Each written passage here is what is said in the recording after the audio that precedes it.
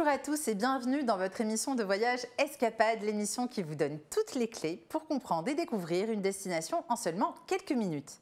Aujourd'hui, je vous invite à poursuivre notre exploration de Hong Kong et dans ce numéro d'Escapade, on vous propose un voyage gourmand puisqu'on va s'intéresser à la gastronomie hongkongaise qui est riche d'influences multiples, vous allez voir. Pour en parler, nous avons justement Christophe Megel, merci d'être là.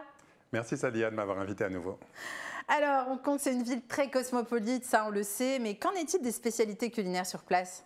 Elles sont également issues de cet héritage cosmopolite. La nature de Hong Kong, de sa gastronomie, est d'origine cantonaise. C'est la région du sud de la Chine qui compose 90% de la population, également des petits restaurants et des spécialités. La spécialité numéro 1, c'est le dim sum. Le dim sum, en fait, c'est un art de vivre. C'est une façon de manger et de partager un repas avec ses proches, avec des amis, avec la famille.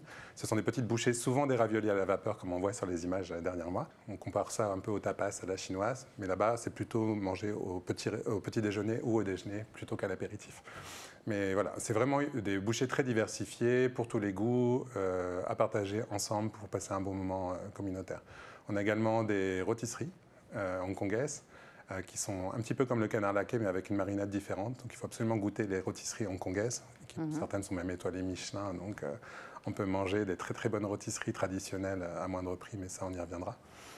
Et on a vraiment une identité cantonaise qui est également mixée d'identité britannique de par l'histoire de Hong Kong, avec des spécialités, notamment des pâtisseries comme le pineapple bun, comme la tarte aux œufs, comme les gaufres, les bubble gaufres, qu'on voit partout ici maintenant, mais qui viennent de Hong Kong à la base. Donc finalement, le pays, il a réussi à garder une identité culinaire, malgré ce côté mondialisation, il s'en est enrichi en fait. La région de Hong Kong est vraiment faite d'influences multiples et a su, on va dire, les intégrer. Même les grands chefs internationaux qui se ruent à Hong Kong pour ouvrir leur restaurant, parce qu'il faut absolument avoir son restaurant à Hong Kong quand on est un grand chef international, vraiment s'imprègnent des cultures locales et des goûts locaux pour créer des nouvelles recettes fusion. Qui sont à la fois cantonaises et internationales. Même les chefs français installés localement s'imprègnent des ingrédients locaux pour créer des nouvelles recettes. Ça, c'est très, très important. Et après, au niveau également quotidien et populaire, je parlais des pineapple buns et des tartes aux œufs et autres. C'est vraiment des repas qui sont à la fois locaux, populaires, mais également d'influence européenne.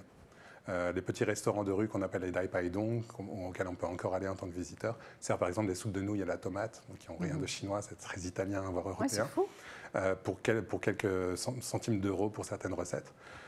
C'est vraiment riche d'influences, adapté au goût des locaux et aux ingrédients locaux, tout en ayant des influences étrangères. Et alors, j'ai l'impression qu'on peut trouver des restaurants accessibles à toutes les bourses. On a des restaurants populaires vraiment un petit peu partout. À Hong Kong, on a un peu moins la dimension cocooning qu'ici en Europe. On ne reste pas forcément chez soi tout le temps pour petit déjeuner, pour dîner. Là-bas, ils prennent quasiment tous les repas dans la rue ou dans les restaurants. Donc on a des étals de street food un peu partout, bien sûr. On a également des petites cantines qui sont faites pour le petit déjeuner, des petites cantines pour les déjeuners, et des restaurants et autres cantines pour le soir et dans les restaurants de rue, qui offrent tous des menus très abordables avec des plats très simples mais très goûtus. Pour certains des spécialités comme les dim sum, à nouveau, qui sont transmises de génération en génération. Donc, grosse qualité pour des petits prix. Quand on dit petit prix, c'est quoi? C'est une dizaine d'euros par repas? Ah non, même pas, c'est même quelques euros par repas. Ah. Et si on a un peu plus les moyens, alors côté gastronomie haut de gamme, je crois que Hong Kong a pas mal d'étoilés Michelin. Oui, 78 cette année, ce qui est énorme. Donc les plus grands chefs sont installés. On a des chefs cantonais, bien sûr, qui sont étoilés Michelin. On a des étoiles vertes également de chefs cantonais, de chefs hongkongais. Donc ça, c'est très, très bien. Mais ce qui est notable également pour les étoilés Michelin, c'est qu'on a également des petites cantines populaires que j'ai citées, comme une rôtisserie, qui a reçu une étoile Michelin. Donc on peut manger étoilé Michelin pour quelques euros à Hong Kong. Ça fait partie des spécificités de la destination. C'est rare et c'est à signaler, effectivement. Ah, c'est une bonne nouvelle, ça, pour nos voyageurs. Exactement. Et côté festival culinaire? Alors on a un gros... Bon, bien sûr, c'est la fête de la nourriture toute l'année et toute la journée à Hong Kong. C'est leur passion numéro 1, c'est manger, manger, on manger. mange bien, en plus. Voilà, et boire un petit peu, quand même. Surtout du thé, mais le soir, un petit peu moins.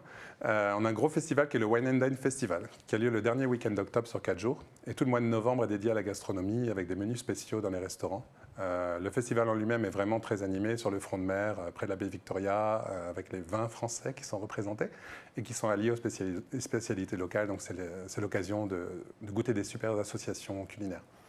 Et le mois de novembre, justement, tout un mois de festivités autour de la gastronomie, l'art culinaire, l'art de vivre, on va dire à la française, mais avec des goûts très, très locaux hongkongais. Finalement, les Hongkongais, ils ont un grand point commun avec les Français, ils aiment bien manger. Oui, exactement. Et la France reste une référence pour eux à tous les points de vue en termes de gastronomie. Ils sont très fiers d'avoir des très bonnes spécialités à proposer. Merci beaucoup Christophe Megel d'avoir été parmi nous pour toutes ces émissions. C'était un plaisir de vous recevoir et de parler de Hong Kong avec vous. C'était toujours passionnant. Et puis, je vous rappelle que nous avons toujours notre magazine Escapade sur le site. Vous pouvez l'acheter en version digitale sur le site d'Escapade Magazine. Merci beaucoup. À bientôt pour un nouveau numéro d'Escapade.